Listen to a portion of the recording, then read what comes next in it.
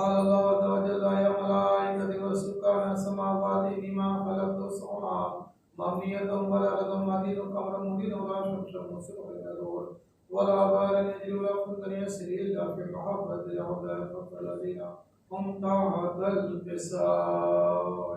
اللهم صل على محمد وآل محمد. فقال أمين جبرائيل ومن تحت القصار فقال اللهم لقد نبوة ما رسالته هم فاتقوا وقالوا وبنوها. اللهم صل على محمد وآل محمد. فقال جبرائيل فقال جبرائيل ربي أتدعو للعبد إلى الأرض لكم معكم سادسا فقال الله رحمة رازق ولك فأعرض الأمين جبرائيل وقال السلام عليك يا رسول الله يقول السلام يقول بالتيات والإكرام ويقول بالتي وجلالي إني ما خلقت السماء مبنية والأرض مدين ولا قبر منير ولا شمس مسلم ينظر ولا دار يهدي ولا كنت يسري إلا لأجلكم محبة لكم وقد أذن من قال ما أقول فأذن رسول الله فقال رسول الله عليه السلام يمين وبيدا نعم قد أذن لك فقال جبرائيل ما نبات الكساء فقال إن الله قد أخبركم يقول إنما يدخل تبعكم الرجس على البيت وطهركم تطهيرا. اللهم صل على محمد وآل محمد. فقال لي رسول الله أخبر للإيمان جلوسنا هذا الكساء من فضل الله. فقال النبي والذي فآسن بلاد نبي مصطفى والرسالة من الفضل خبرنا هذا مما في أهل الأرض وفي مشيئتنا ومحبين إلى ونزل قال عليهم الملائكة واستغفرت اللهم لا يتغفرت. اللهم صل على محمد وآل محمد. فقال علي بن لا وفاض شر رب الكعبة.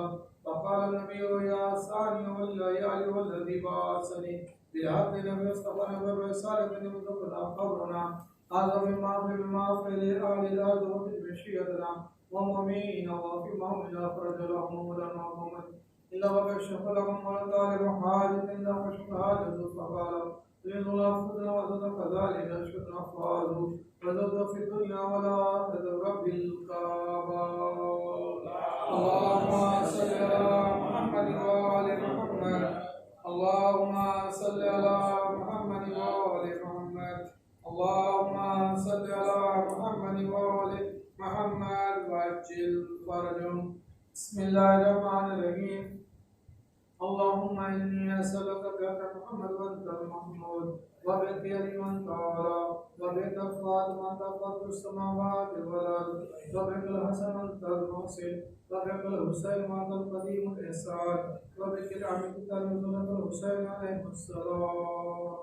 اللهم صل على محمد وآل محمد وعجل فرجهم.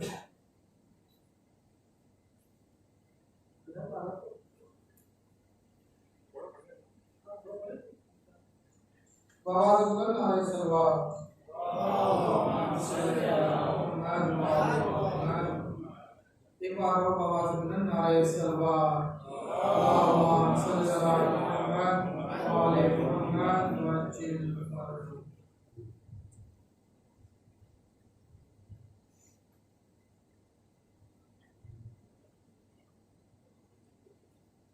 नर गए जुल्म से तन्हा दिलावर निकला.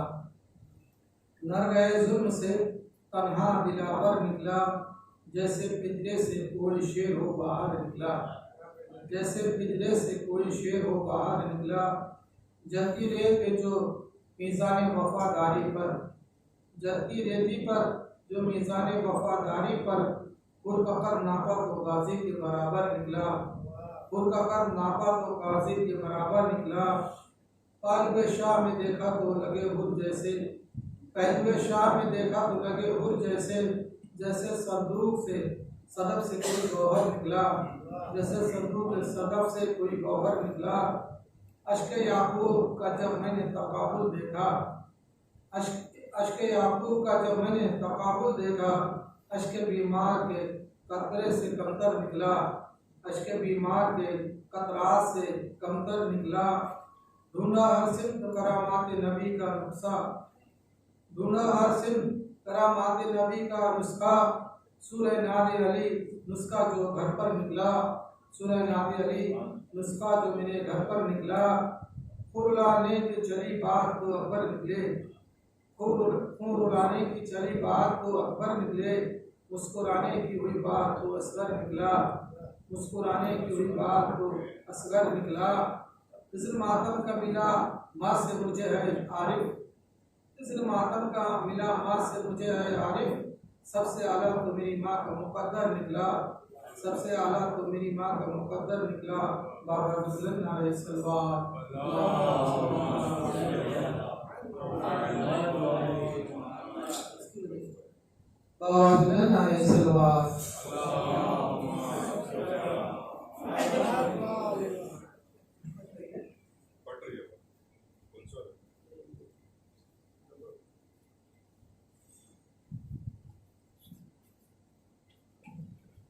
लब्बैक या हुसैन, लब्बैक या हुसैन, लब्बैक या हुसैन, लब्बैक या हुसैन। नारे हैदरी, मोहम्मद वाले मोहम्मद सल्लल्लाहु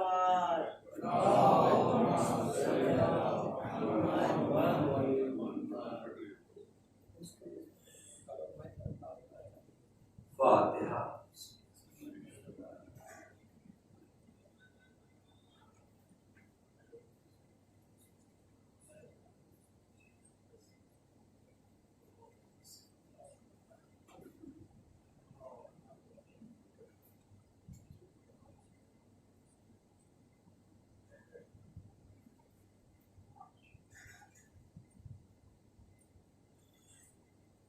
ला हौला वला कुव्वता इल्ला बिल्लाहिल अलिय्यिल अज़ीम।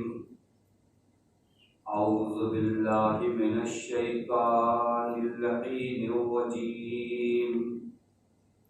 बिस्मिल्लाहिर रहमानिर रहीम। अल्हम्दुलिल्लाहिल्लज़ी अला फी तवक्कुदे वदना फी तफर्रुदे वजल्ला फी शानिही वअज़मा फी अरकाने वक़हरा जमीअल खल्क़ि बिक़ुदरतिही व बुरहाने।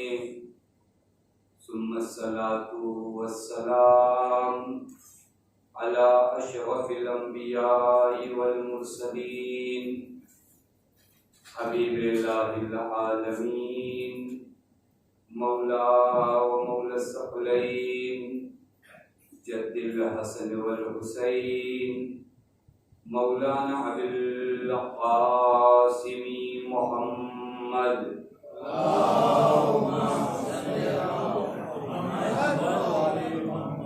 वअला अहले बैतिहि तय्यबीन अत्ताहिरीन अल-मासूमीन अल-मज़लूमीन अल-मुंतजबीन ला सियमा बक़ियतुल्लाहि फिल अर्ज़ीन वल्लअनतुद दाइमतुल बाक़ियतुल आजिला अला आदाइहिम व मुनकिरी फ़वाइलिहिम व गासिबी हुकूकिहिम व मुख़र्रिबी शरीयतिहिम अजमईन मिनल आनी इला यौमिद्दीन। अम्मा बाद फ़क़द क़ालल्लाहुल हकीम फ़ी मुहकमि किताबिहि बिस्मिल्लाहिर रहमानिर रहीम।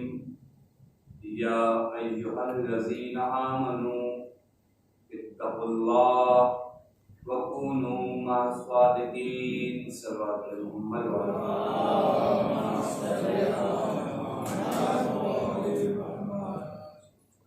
परवरदिगार आलम का लाख लाख शुक्र है कि इस माहौल ने हमें और आपको बारगाह अहले बैत अलैहिस्सलाम में हाजिर होने की तौफीक इनायत फरमाई। वाक़ई ये अजीम नेमत है, इतनी मसरूफ़ दुनिया में जहाँ पर हर कोई अपनी दुनिया बनाए हुए है और अपनी मुश्किलों में मुब्तला है, वहाँ पर इंसान को अल्लाह ताला ये तौफीक दे कि वो आए और कलाम मासूम को सुने, समझे और अपने आप इरादा करे कि मैं इस कलाम मासूम पर अमल करूँगा।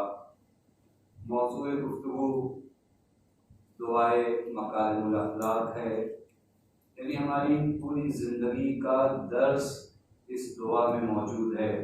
अगर हम गौर से इस दुआ को पढ़ें, समझें और इरादा भी करें कि हम फ़कत इन दुआओं के फ़िक़रात को सुनेंगे नहीं, बल्कि सुनने के बाद अमल करने का इरादा करेंगे।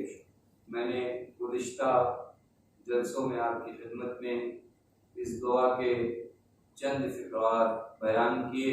बहुत हसीन दुआ है, खुदा की कसम। अब मैं जो इन जलसों के लिए और इन मजलिसों के लिए खुद इस दुआ की तैयारी कर रहा हूँ, तो बहुत से ऐसे मतालिब, बहुत से ऐसी बातें जो पहले नहीं समझ में आई थी, अब पता चल रहा है कि इस दुआ के फ़िक्रे में मासूम क्या बयान करना चाहे।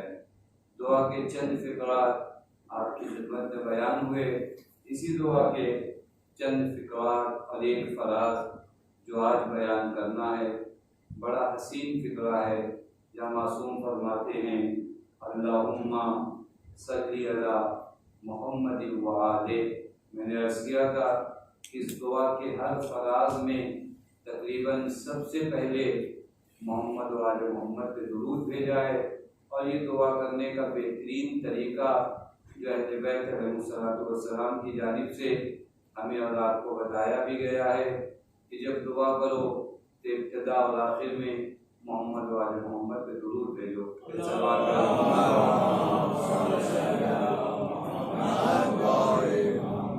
इस फिक्रे को बयान करने के बाद जो पहला जुमला है, खुदा की कसम बड़ा हसीन जुमला है। मौला फरमाते ला तरफ़अनी फिन्नासे दरजतन इल्ला हततनी इंदा नफ्सी मिसलहा। मेरे अल्लाह, मुझे लोगों के दरमियान जितना बड़ा तू बनाना, उतना मुझे अपनी निगाहों में छोटा बना दे जाना।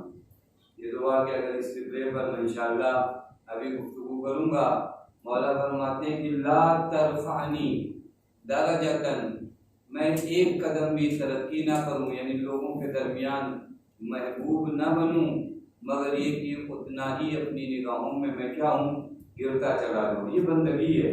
इंसान दूसरों की निगाहों में महबूब होना चाहिए, लेकिन कभी खुद को अपना महबूब मत बनाइए। अपनी निगाहों में खुद महबूब मत बन जाइए। अपनी निगाह में हम खुद उल्टा होता है, हम अपनी निगाहों में सबसे अच्छे होते हैं। मासूम फरमाते दुआ करो कि दूसरों की निगाहों में जितना तुम्हारा दर्जा बुलंद हो, उतना ही तुम्हारा अपनी निगाहों में दर्जा कम होता जाए। ये पहला फिक्रा।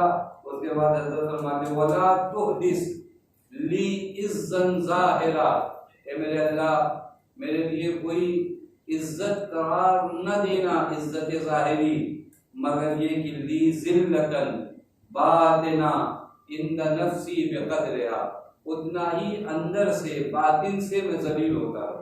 ये दुआ के फिक्रे को थोड़ा से गौर करने का मकाम है। देखिए, हम अगर बंदगी के रास्ते में कदम रखते हैं, उबूदियत के रास्ते में कदम रखते हैं, तो दो चीज़ों का ख्याल करना बहुत ज़रूरी है।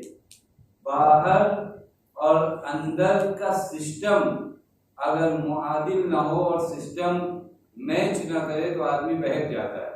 मतलब आप अवामुन्नास में, लोगों में, मैं और लोगों की मिसाल ना दूं, बल्कि अपने जैसे लोगों की मिसाल दूं जो मसलन मिंबर पे आते हैं, जिक्र मौला के सदके में कुछ लोग इनका एहतराम करते हैं, तो ये एहतराम आपका जिक्र मौला की वजह से लोग करते हैं। आप गौर करिएगा, ये धीरे धीरे आपका दर्जा क्या होता जा रहा है, बुलंद होता जा रहा है। आपको लोग पसंद करने लगते हैं, आपको लोग कबूल करने लगते हैं, आपको लोग मानने लगते हैं, आपका लोग एहतराम करने लगते हैं, दर्जात आपके बढ़ते जा रहे हैं। ला तरफानी, मेरे दर्जात मिंबर इमाम हुसैन के सदके में बढ़ते जा रहे हैं। अब यहाँ मैं खुद भी समझ जाऊं कि हाँ मैं बड़ा हो गया हूँ, यहीं से इंसान की खराबी का दौर शुरू होता है। ये हसीन मरारा है, यानी लोगों के दरमियान तुम महबूब बन रहे हो, लेकिन अपनी निगाहों में ये दोनों को अगर किसी ने मिलाया ना तो वो बंदा रहता है, वगरना इन दोनों में से एक को किसी ने छोड़ा वहीं तो तुगयानियत आती है।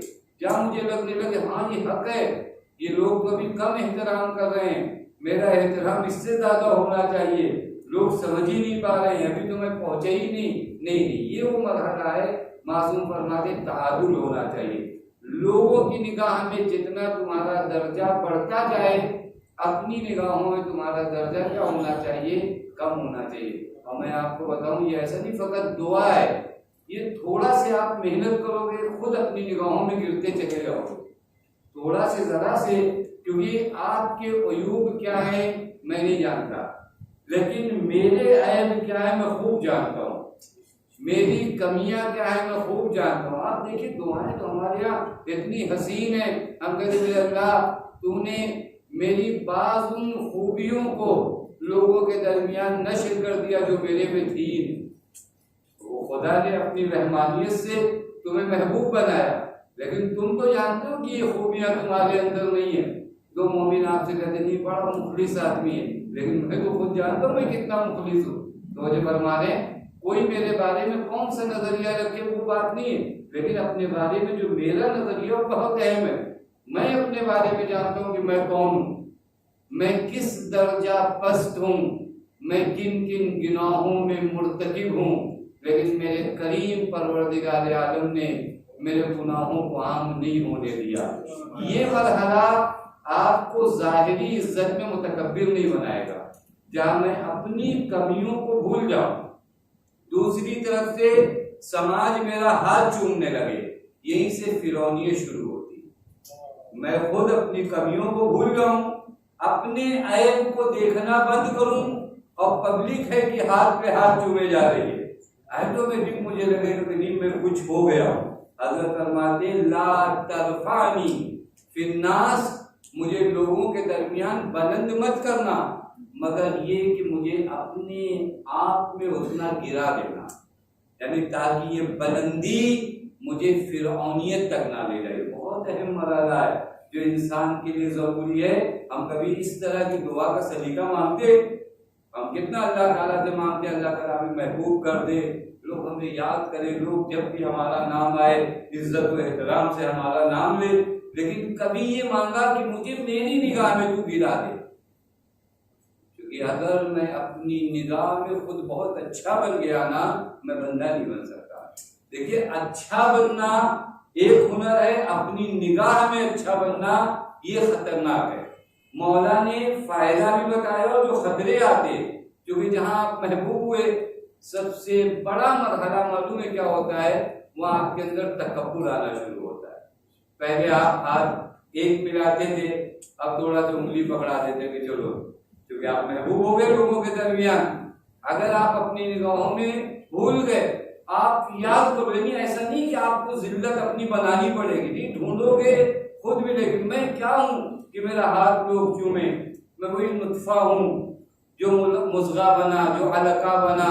मेरे खुदा ने मुझे यहाँ तक तरक्की दिया कि मैं मिंबर पे बैठकर जिक्र इमाम करूं। मैं अपने पास्ट को अगर याद करूं, मैं अपने माजी को जरा याद करूं, तो मोमिनीन से हाथ मिलाते वक्त जो हम हाथ को भी थोड़ा कम देते और ज्यादा देते, ये वही असर है कि जब आप लोगों की निगाहों में बड़े बने लेकिन अपनी निगाहों में आप गिरे नहीं। ये जरूरी था, ये बहुत जरूरी था। अगर यहाँ पर यानी कोई हजरत करे मैं महबूब बनूं, आसान करूं ताकि ये बात ज्यादा सख्त ना हो, मैं महबूब बनूं लोगों की निगाहों में, ये अच्छी चीज है।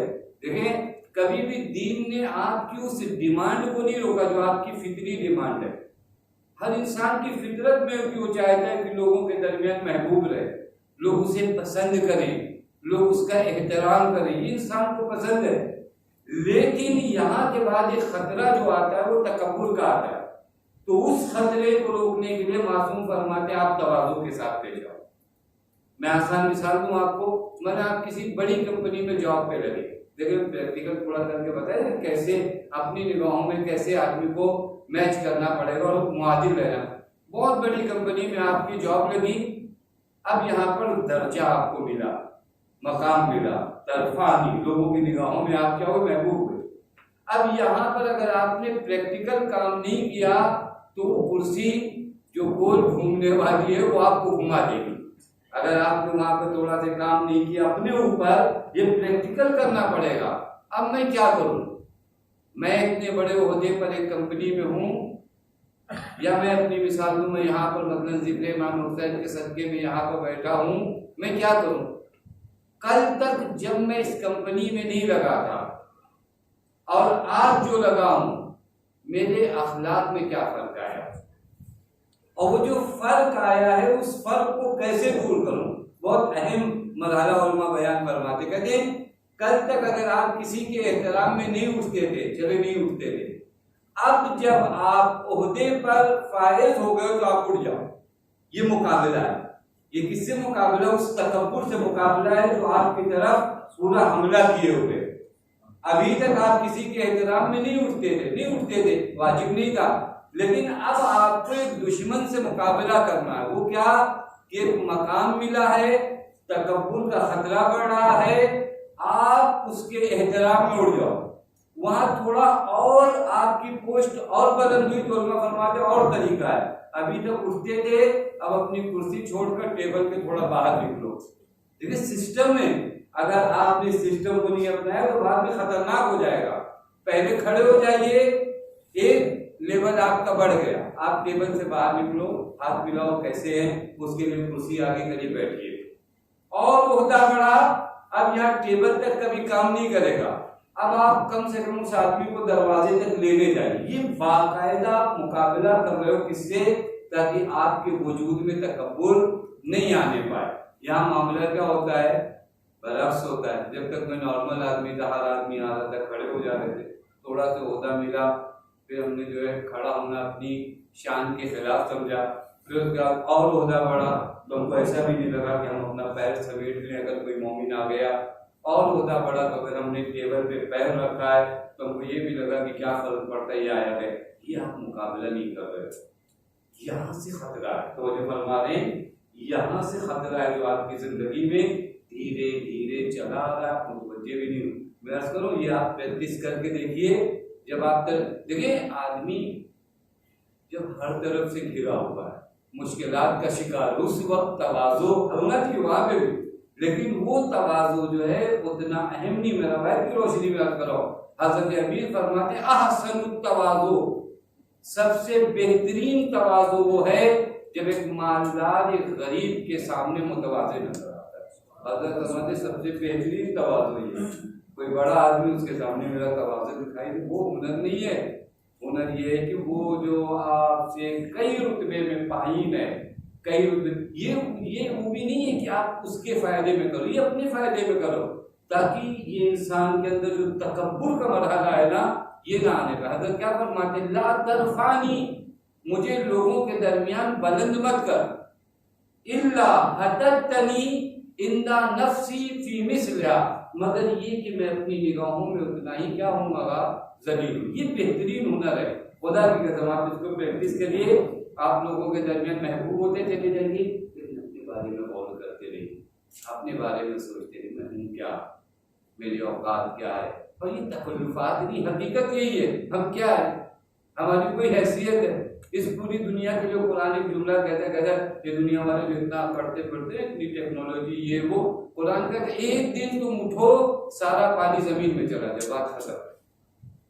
एक दिन आप उठिए, सारे इंतजाम आपने दुनिया के लिए किए, एक दिन उठिए खुदा के हुक्म से ये सारा पानी जमीन अपने अंदर जल्द करे। अब बताइए आप क्या करेंगे।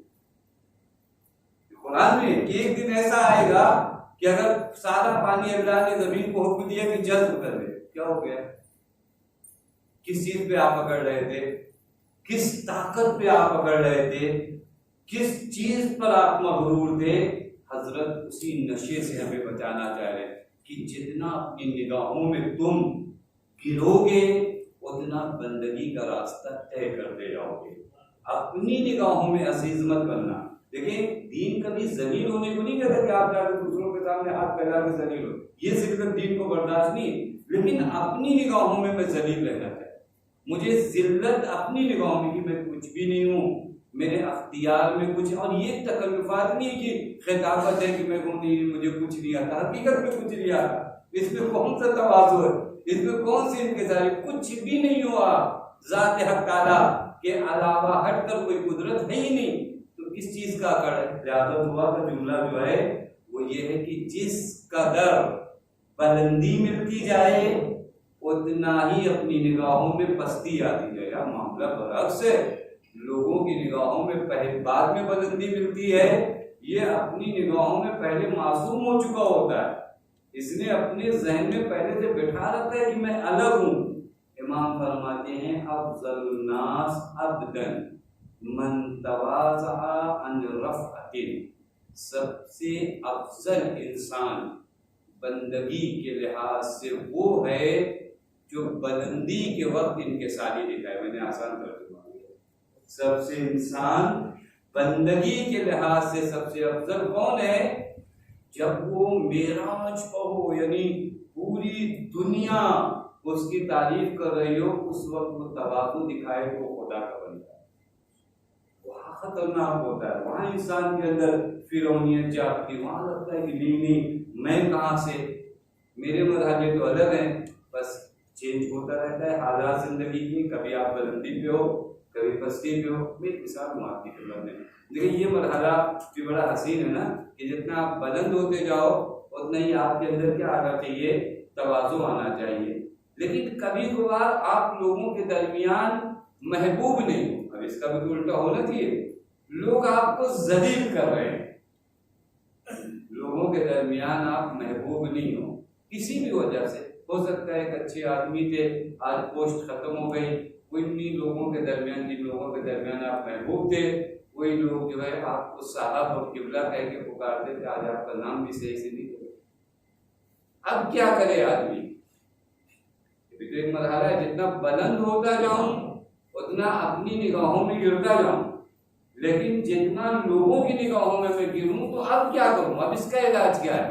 इसका भी इलाज हमारे यहाँ रवायात में जिक्र है कि जब लोगों की निगाहों में तुम जलील हो जाना तो कभी भी ये जिल्लत सबब न बने कि तुम अपने नफ्स की करामत को बेच देना। तो वहां दीन कहता है तुम अपने करामत नफ्स का ख्याल रखना। मैं मिसाल हूं, मौला इमाम जाफर सादिक अलैहिस्सलाम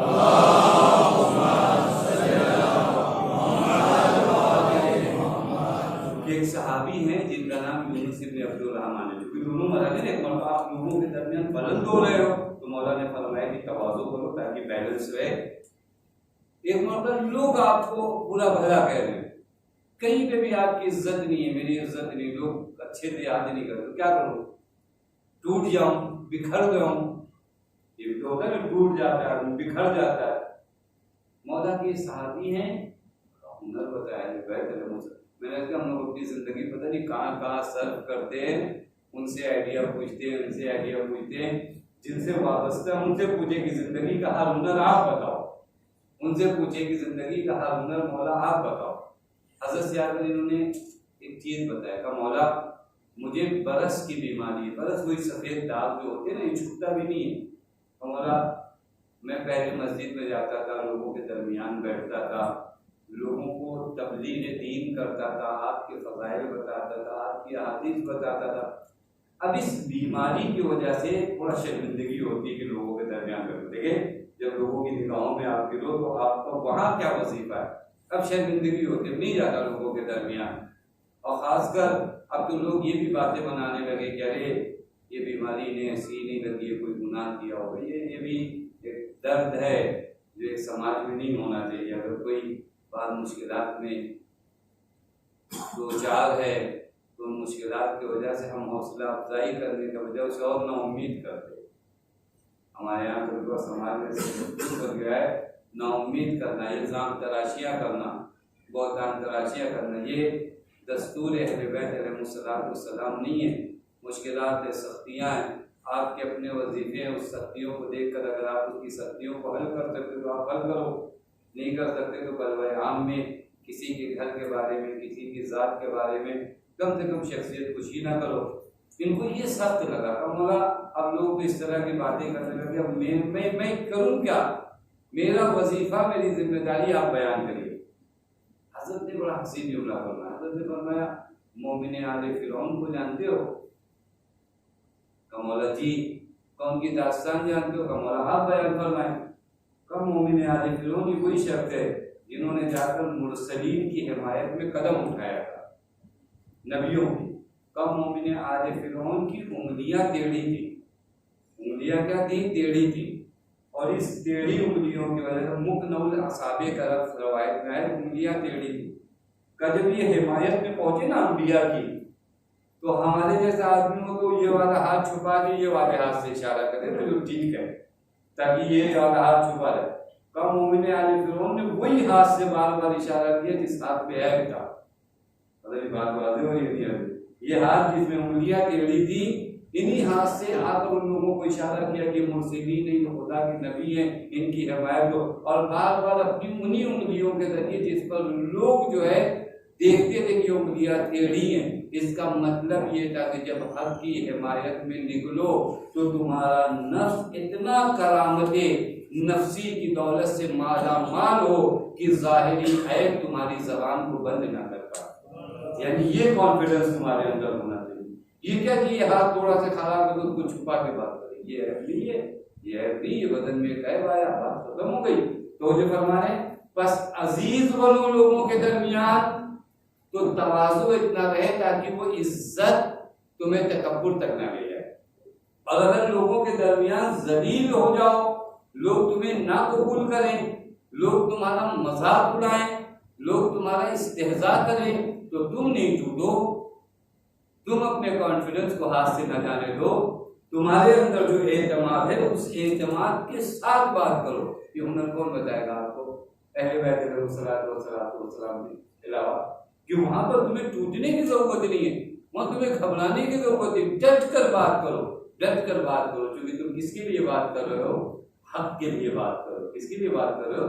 हक के लिए। बस यहाँ तक अगर आप देखिए कि इंसान जो है अगर आए और अहले बैत अलैहिस्सलाम के बताए हुए रास्ते पर कि ला तरफानी, मुझे लोगों के दरमियान एक दर्जा भी बुलंद मत करना, इल्ला अततनी, लेकिन मैं खुद की निगाहों में क्या होता रहूं? उतना ही गिरता रहूं। जब आदमी अपनी निगाहों में गिरता है तो खुदा की निगाहों में बुलंद होता है। जितना गिरोगे अपनी निगाहों में, ये जरूरी होता है, मालूम है? बंदगी के लिए आप अपनी निगाहों में पहले गिरोगे तो टूट कर दुआ मांगोगे ना। मैं पहले ही से ताऊ से लीन में हो गया हूं तो मैं दुआ किस चीज की मांगूंगा? मैं इस्तिग़फ़ार कैसे करूँ? रवायत में कि हम बाज़ बंदों पर नींद को गालिब करते हैं। क्या गालिब करते हैं? नींद को। क्योंकि ये 2-4 नमाज़ें शब पढ़ने के बाद अकड़ता फिरता है। इसको लगता है कि मुझसे बड़ा जो है इस पूरे मोहल्ले में, इस पूरे शहर में कौन मोमिन है। तो अल्लाह ऐसे बंदों की जब वो करना चाहता है ना, हिमायत, इन बंदों को गिरने ना दे, तो रवायत का लफ्ज़ ग़लबत अलैहिम नुआस, इन पर नींद को गालिब कर दिया जाता है 2-4 दिनों तक। जब ये आखिरी वक्त उठते, अरे ये तो सुबह की नमाज कज़ा होने वाली है, तब ये टूटते हैं। जब इनको पता चलता है नहीं ताऊ से दीन में से नहीं है, इनके अंदर बहुत कमी, यहीं से जाकर उसकी बंदगी शुरू वहाँ पर है। जितना अपनी खताओं का, इसीलिए तो हम लोगों से कहा जाता है अपनी खताओं का इतराफ़ करो। अगर ना मेरी और आपकी खता खुदा को नहीं पता है, खुदा ने लिखा नहीं है, फरिश्तों ने लिखा नहीं, फिर मुझसे क्यों कहा जाता है कहो कहो कहो ये गुनाह किया, कहो ये गुनाह किया। क्यों कहो ये गुनाह किया? क्योंकि जब रिपीट करोगे टूटोगे, जब रिपीट करोगे तो अपनी निगाहों में गिरोगे, जब अपनी निगाहों में गिरोगे तो टूट कर खुदा की बारगाह में इस्तिग़फ़ार करोगे। वो इस्तिग़फ़ार अलग होगा, वरना नॉर्मल एक फॉर्मेलिटी हो जाएगी कि 70 मरतबा अस्तग़फ़िरुल्लाह का और मुझे एक गुनाह भी इतना याद नहीं आया। बस ये मत है। उसके बाद जो मतन दुआ है, वला तहदिस ली इज़्ज़न ज़ाहिरा, मेरे लिए कोई इज्जत जाहिर करार मत देना। इल्ला अहदस्ता जिल्लतन बातिनतन इंद नफ्सी बिक़द्रिहा। देखिए मोमिन अजीज होता है, लेकिन एक इज्जत जाहिर होती है। इज्जत जाहिर कोई लोगों के दरमियान महबूब होना, यानी इसी को मौला ने क्या बताया है, दूसरे जुमले में बताया है। इज्जत हकीकी तो मोमिन का हक है, मोमिन को अल्लाह ने अपनी दी है जलील होने को, वो इज्जत हकीकी है।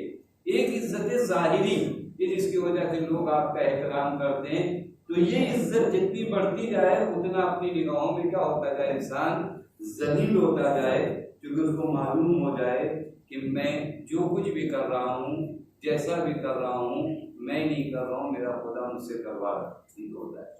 आपने किसी की मदद किया, आप किसी के काम आए, वो आपकी इज्जत करने लगा, क्या करने लगा, आपकी इज्जत करने लगा। धीरे धीरे आपको लगने लगा कि आप ही पूरा सबब थे जो ये काम किया है, मैं नहीं होता तो ये नहीं होता। ये इज्जत जाहिरी आदमी को तकब्बुर तक हो जाती है। रवायत का जुमला अल करीमो यरा मकारिम अफआलिही दैनन अलैहि यक़ज़ी है। अजीब जुमला है, काश वक्त हो तो इन रवायात को और डिटेल में जाकर पढ़ा जाए। मौला फरमाते करीम कौन है मालूम है, जो जब कोई नेक काम करता है तो उस नेक काम को ऐसा करता है जैसे कर्ज उसके ऊपर हो, उसे उसने उतार दिया।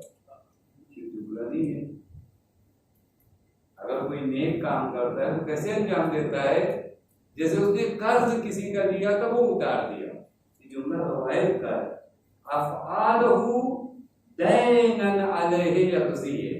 वो नेक काम जब अंजाम देता है तो किस उन्वान से अंजाम देता है, जैसे एक कर्ज था उसके ऊपर, उसको उतार दिए। करीम की पहचान।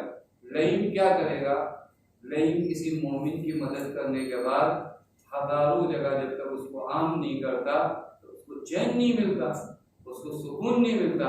लेकिन करीम क्या है, करीम अपना जिम्मा समझता है, अपना फरीजा समझता है। मैं अपनी नमाज सुबह पढ़ने के बाद आपके ऊपर आकर एहसान देता हूँ, यार मैंने सुबह की नमाज पढ़ा, मालूम है आप लोगों को, लोग कहेंगे पढ़ा तो पढ़ा, आपके ऊपर वाजिब थी। तो फरमाने आपने नमाज सुबह जो पढ़ी वो आपके ऊपर वाजिब थी, उसका एहसान मैं आपको जताऊं, आपको बताऊं, अपने घर वालों को बताऊं। नहीं, नमाज सुबह आपने मौलाना अपनी पढ़ी है, वो पढ़ी होगी, आपके ऊपर वाजिब थी। तो किसी दोस्त को आपने कुछ दिया, वो आपकी जिम्मेदारियों में थी, तो जब फरमावे तो फिर उसका एहसान अगर आप फलां को जता रहे हो, इसका मतलब आप नहीं समझ रहे हो कि ये आपकी जिम्मेदारी की बतौर एक कर्ज आपने अदा कर दिया। और ये नेक काम, में पांच चीजें तो ब्रैकेट में बस अर्ज करूं, ये जितने भी काम आप नेक करते हो खुदा की कसम सिर्फ अपने लिए करते हो और किसी के लिए नहीं करते, ये यकीन करो। ये जिस दिन आपको यकीन हो जाए ना, तो नेकियों के बाद जो है बातें बताने का वक्त नहीं रहता। कुरान की आयत अगर आप देखिए, सूरह इसरा आयत नंबर 7, इन अहसनतुम लिअनफुसिकुम व इन असातुम फलहा। अगर तुमने नेकी किया है तो अपने लिए किया है, बुराई किया तो अपने लिए किया है। अगर आपने गरीब को पैसा दिया है, अपने लिए दिया, उसके लिए नहीं दिया। यानी समझ में आता, ला नुरीद मिनकुम जज़ाअन वला शुकुरा का माना क्या है, हम तुमसे न जज़ा चाहते हैं न शुक्रिया चाहते। क्यों? क्योंकि हमने जिसकी बारगाह में दिया है उससे ज्यादा अज्र देने वाला कोई नहीं है, उससे ज्यादा जज़ा देने वाला कोई नहीं है। वो कब नेक बंदों के आमाल को जाये करता है, खुदा नहीं जाये करता, हम जाये करते अपने आमाल।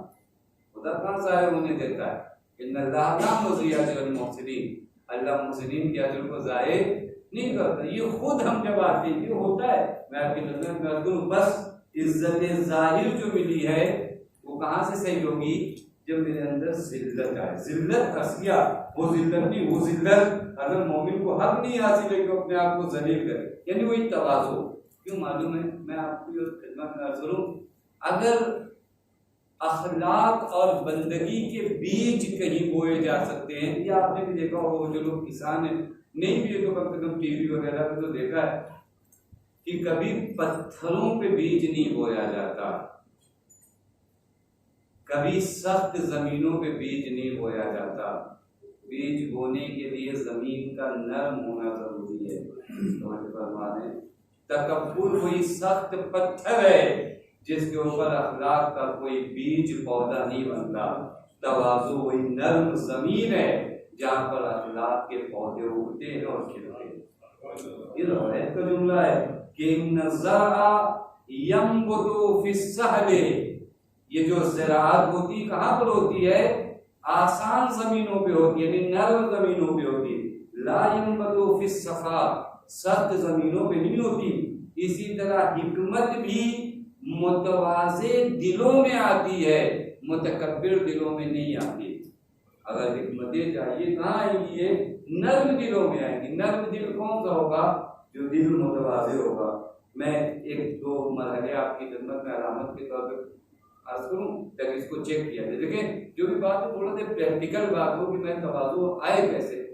इमाम ने तवाज़ु की कुछ अलामतें बताई। एक इंसान मुतवाज़े, ये छोटी छोटी चीज़ें जो आप अपनी ज़िंदगी में मुलाहिज़ा करिएगा, देखिए वो हो पा रहे हैं। ये तो मैंने वही बताया, तवाज़ु कैसे करिए? जितना आपका पोस्ट बढ़ती रहे, जितना आपका मकाम बढ़ता रहे, उतना आपका एहतराम दूसरों की निस्बत बढ़ना चाहिए, तभी आप मुकाबला कर पाओगे, नहीं तो मुकाबला नहीं कर पाओगे। एक मरतबा आप पोस्ट बड़ी हो गई, अब हम तो अपने घर में सलाम करना भूल जा रहे हैं।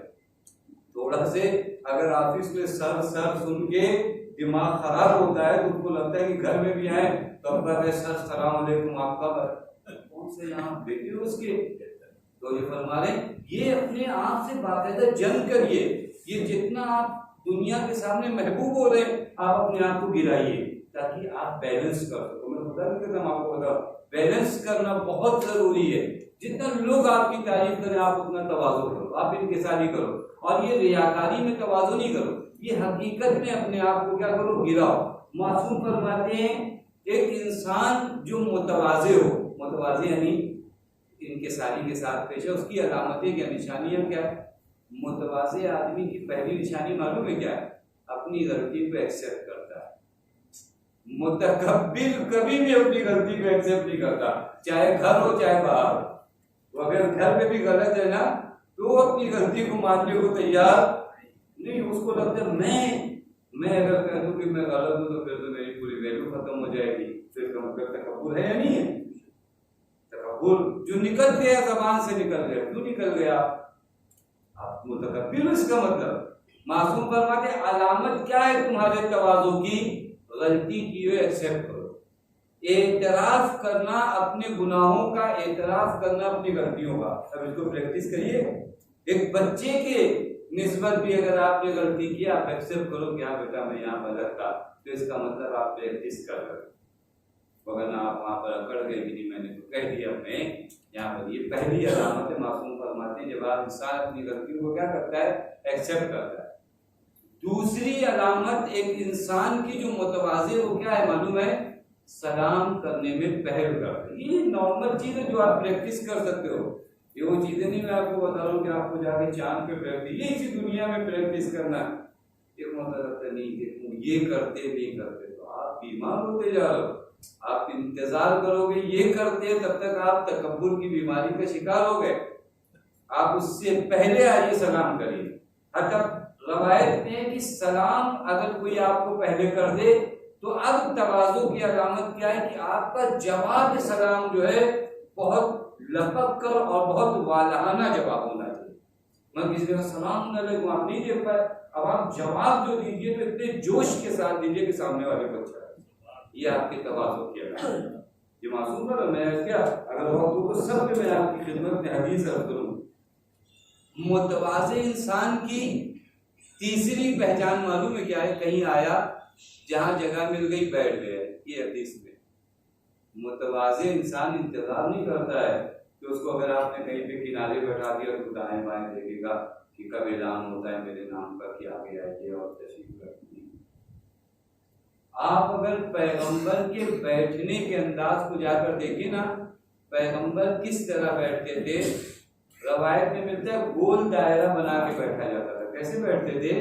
गोल दायरा। क्योंकि अगर आप ऐसे बैठे हैं तो जाहिर सी बात है एक आदमी सदर मजलिस में आ जाएगा ना, ऐसे लाइन से बैठे। पैगंबर कैसे बैठते थे? गोल दायरे में कोई सदर मजलिस नहीं होती। जब आपने दायरा गोल बना दिया तो सब बराबर में बैठे। पैगंबर के बैठने के अंदाज में ये था। और मुझे अगर कोई गोल दायरे में बैठा के खाना खिला दे तो मुझे लगेगा कि जब ये इज्जत नहीं कर रहे मेरी, इसका मतलब अभी तवाज़ु नहीं है। हो सकता है आप किसी से झुक कर सलाम करिए, लेकिन आप अगर ये चेक करना है दूसरे से मतलब नहीं, मैं खुद ही को चेक कर लूँ। मैं बैठा हूँ किनारे, मुझे तकलीफ हो रही कि नहीं यहाँ नहीं बैठना चाहिए, तो इसका मतलब आप अपना इलाज करिए। ये किसी ने किसी को नहीं देखा, ये तकलीफ जो अंदर हुई ना, ये तकलीफ बता रही कि एक तकब्बुर तुम्हारे वजूद में पनप रहा है। अगर आज इसका गला तुमने नहीं दबाया तो कल तुम्हारी तमाम इबादतों को ले लीजिए। परेशानी है अगर आप एक जगह जाइए और आपको तकलीफ होने लगे, मैं आपको प्रैक्टिकल बता रहा हूँ, अगर तकलीफ होने लगे कि मुझे यहाँ कहाँ बैठा दिया, मेरी ये जगह नहीं थी, मुझे वहां बैठाना चाहिए था, तो आप वही समझिए कि तकब्बुर आपकी जानिब जो बढ़ रहा है। आप अपने आप को कंट्रोल करिए, अपने नफ्स को कहिए कि तुम यहाँ बैठाने लायक भी नहीं, इससे कहीं ज्यादा जरूरी, तो वहां पर आपने अमली काम किया।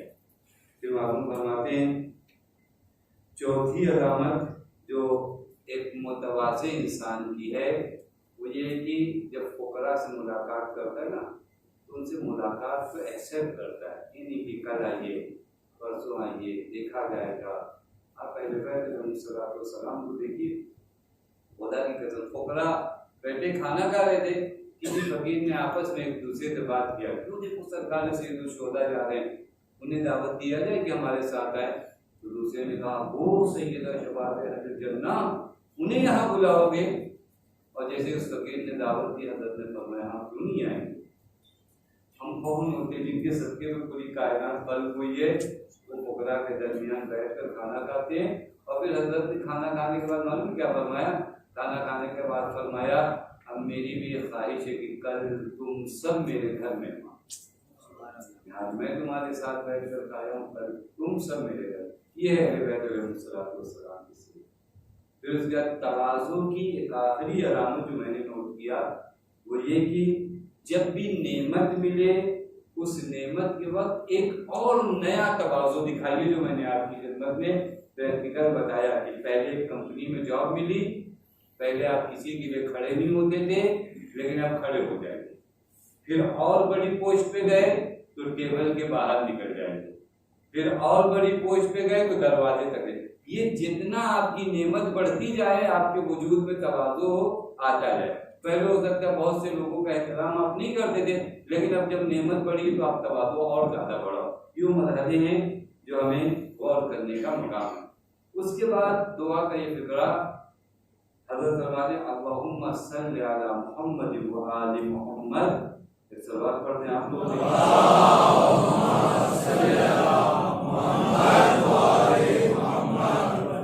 वमत्तिनी बिहुदन सालिहिन ला अस्तब्दिलु बिहि व तरीक़त हक़्क़िन ला उज़ीग़ु अन्हा व निय्यत रुश्दिन ला अशुक्कु फ़ीहा व अम्मिरनी मा कान उमरी बिग़लतन फ़ी ताअतिक फ़इज़ा कान उमरी मुर्तअन लिश्शैतान फ़क़बिज़नी इलैक क़ब्ल अन यस्बिक़ा मक़्तुक इलैया औ यस्तहकुमु ग़ज़बुक अलैया।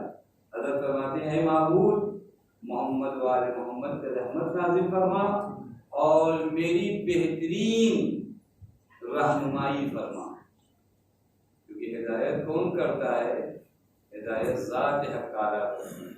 मेरी बेहतरीन रहनुमाई फरमा कि वो रहनुमाई की जिसे मैं तब्दील ना करूं, मुझे हक पर इस तरह बाकी रखमी हक से हटूं ना। फिर उसके बाद मेरी नीयत को एक अच्छी नीयत करार दे। उसके बाद दुआ की आखिरी फिक्रे तो ऐसे हैं, मेरे अल्लाह मुझे उस वक्त तक जिंदा रखना जब तक ये जिंदगी तेरी इताअत में गुजरे, और उस वक्त मुझे मौत दे दे जब जिंदगी शैतान की चरागाह बना दे। जब तक जिंदगी इताअत खुदा में है, ये जिंदगी नेमत है। जिस दिन से जिंदगी शैतान के अख्तियार में आ गई, हमारी जिंदगी का रिमोट कंट्रोल किसके हाथों चला गया? शैतान के हाथों। रिमोट देखा जहां चाहे ले जाए। जिस दिन जिंदगी ऐसी हो जाए मुर्तान लिशैतान फक़बिज़नी इलैहि, जिस दिन शैतान मुझ पर इतना काबिज हो जाए कि जहाँ वो ले जाना चाहे तो फिर उस दिन मुझे बुला ले। उस दिन मेरा कब्र में जाना मेरा जिंदा रहने से ज़्यादा बेहतर नहीं है। इसलिए तो मैं जितना जिंदा रहूंगा उतना गुनाह करूंगा, तो उस दिन मेरे लिए कब्र में जाना अच्छा है। लेकिन अगर ये जिंदगी तेरी इताअत में गुजर रही तो जिंदगी बहुत बड़ी नेमत है। अगर इस जिंदगी में मैं तेरी नमाज पढ़ रहा हूँ, मैं ज़ियारत पे जा रहा हूँ, मैं अपने भाइयों का ख्याल कर रहा हूँ, मैं अपने अहबाब से मोहब्बत से पेश आ रहा हूँ, ये इताअत में गुजर रही है, ये जिंदगी तो मुबारक है। ये जिंदगी तो मेरे लिए रोजाना जन्नत में नए कसर तामीर करा रही है। ये जिंदगी बाकी रखना बिज़वतन फी ताअतिक, जब ये जिंदगी तेरी इताअत में गुजरे तो ये जिंदगी बड़ी हसीन है। लेकिन जब ये जिंदगी, बस हम लोग जिंदगी से कब आजिज होते हैं, इंशाअल्लाह खुदा थोड़ा वक्त कम बचाए क्योंकि आगे के, हम लोग जिंदगी से कब आजिज हो जाते हैं, जब बीमार हो जाते हैं, जब कई मरहलों में हम बिजनेस में टूट जाते हैं, एक तो इम्तिहान में फेल हो जाते हैं, बस हो गया, अब जीने का दिल नहीं चाहता। मौला फरमाते हैं उस वक्त को जीने का दिल नहीं चाहता जब गुनाहों में गर्क हो। उस वक्त कहो तुम जब जीने का दिल नहीं चाहता, जब तुम्हारा दिल मजलिस में आने का ना करे तो कहो कि अब जीने का फायदा नहीं। देखो मजलिसों में आने का दिल नहीं चाहता, तो मौला हमारा करूं अपनी मजलिसों को खराब मत करिए। ये कह के वो पढ़ रहे, आप आइए, आप ये खैमे इमाम हुसैन में रौनक का सबब बनिए।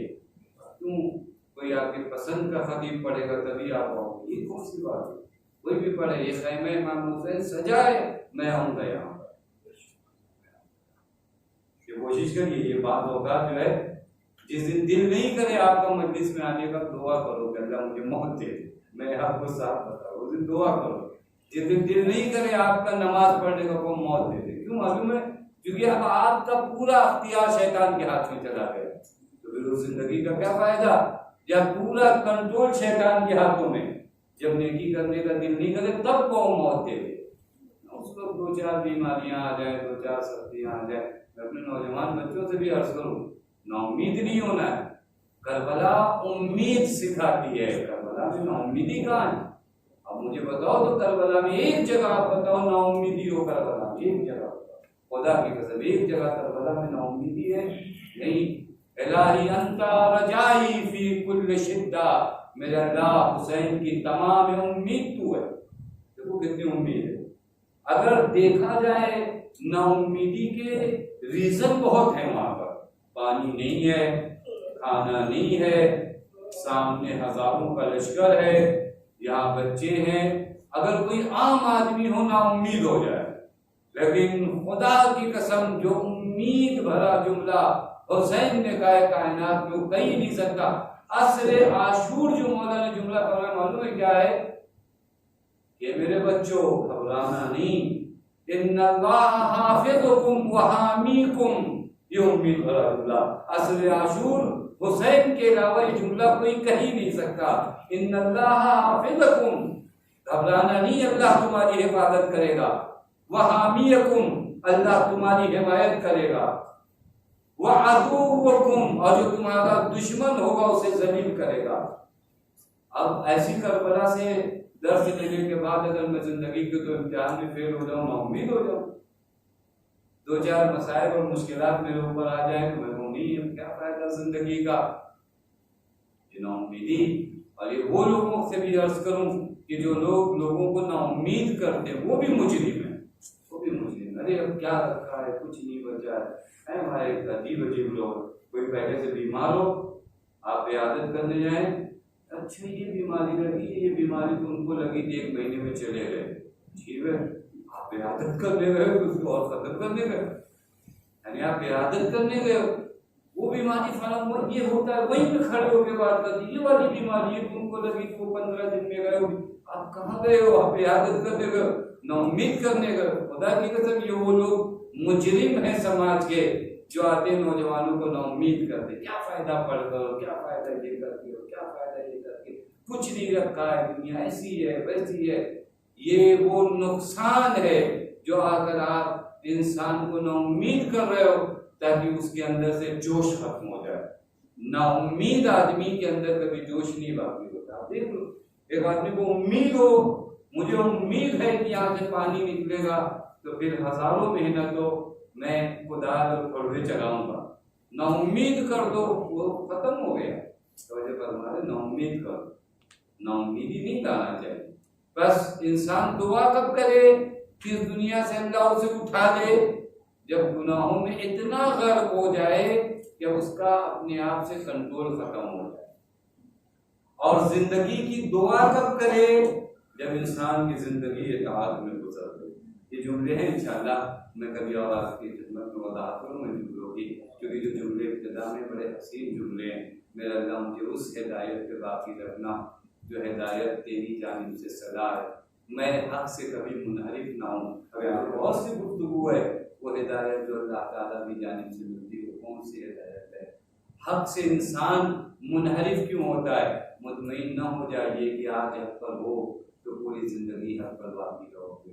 बहुत से लोग हक पर थे, हक पर बाकी नहीं रह पाए। कभी कभार इंसान अपने वजूद में कुछ ऐसी कमियां ले आता है कि हक पर रहकर थोड़े दिनों बाद हक से मुनहरिफ हो जाता है। देख लीजिए, बहुत से लोग हक पर नहीं थे, लेकिन जब आंखें खुली तो हक पर ऐसा आए कि कायनात में उनसे बड़ा हक वाला नहीं देखा। बहुत से लोग एक मुद्दत तक अइम्मा हज़रात के साथ थे, लेकिन जब वो वक्त आया तो मुनहरिफ हो गए। और करबला में यही इम्तियाज है, करबला का यही इम्तियाज है। करबला हक व बातिल के दरमियान लोगों को बता रही है कि हक क्या है, बातिल क्या। इसीलिए करबला को मिटाने की हर मुमकिन कोशिश की जाती है। करबला से लोगों को तकलीफ क्या है? क्योंकि करबला हर दौर में चिल्ला के पुकारती है कि गदीर अलग है, सकीफा अलग है। करबला सकीफा को छूटने नहीं देती, करबला सकीफा के जुर्म को छूटने नहीं देती। लिहाजा सकीफाइयों को करबला से बहुत तकलीफ है, लेकिन घबराने की जरूरत नहीं है। 11 मुहर्रम को सैयदा ज़ैनब ने इमाम सज्जाद से क्या फरमाया था? या